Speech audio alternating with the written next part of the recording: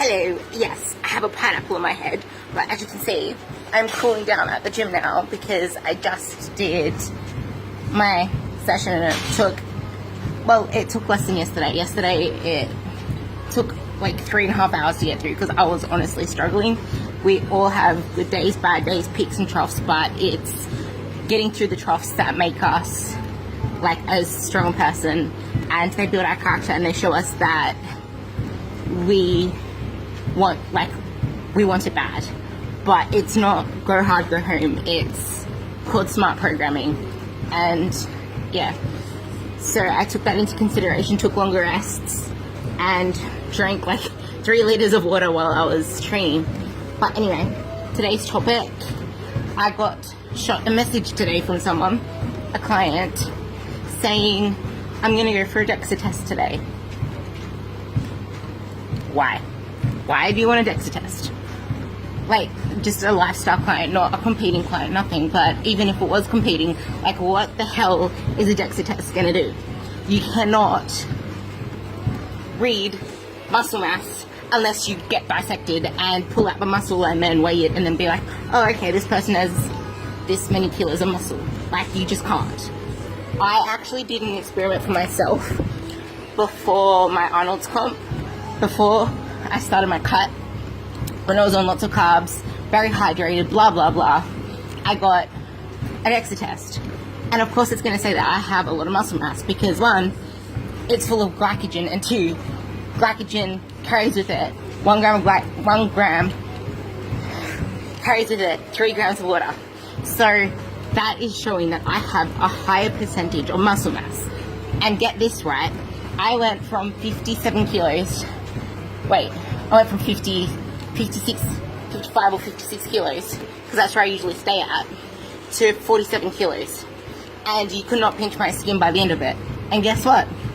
I went for a DEXA test, and guess what it said? It said that I put on body fat and lost muscle mass. But put on body fat? That made no sense to me.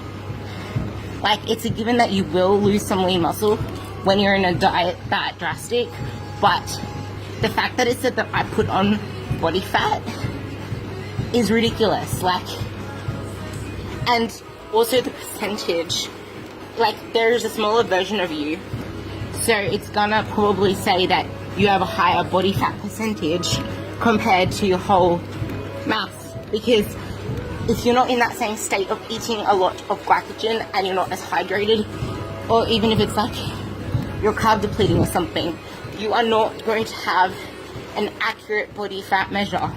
The only way to get an accurate measure is to dissect your body, weigh your muscle, and be like, okay, there's this much muscle mass and this much fat mass. Like, DEXAs are good for bone mass because it's pretty much a given steady thing there. But there's really, and the most ridiculous thing are people who buy those stupid bathroom scales from Kmart. They step on those, what do you call them? The little silver plate things. Like, they step on them and they expect that thing, that $10 scale with the little silver things, or maybe they might charge like $40 for it. So it seems, this is the one and only because it's $40, not 10. So it's actually got all these high-tech blah, blah, blah. But you step on that stupid little, what the hell is that going to do? Like, how is that going to tell your body fat? You have to put in, like, your height, your age, your blah, blah, blah. If anything is reading your BMI. And if I read my BMI, I'd be freaking obese. Like, my BMI puts me at obese. It's just, every single time I hear someone say that they want to get their body fat checked on some stupid scale, or they want to do that body analysis thing where you, like, hold the device and it, like, beats through your body, whatever the bloody hell it is. It's like, how the hell is that going to measure your body fat? Like, it just think about it. Like, how does it doesn't compute in my head. I don't see how it computes with anybody out there. It just does not work. Anyway, that's my little rant on trying to get your body fat checked.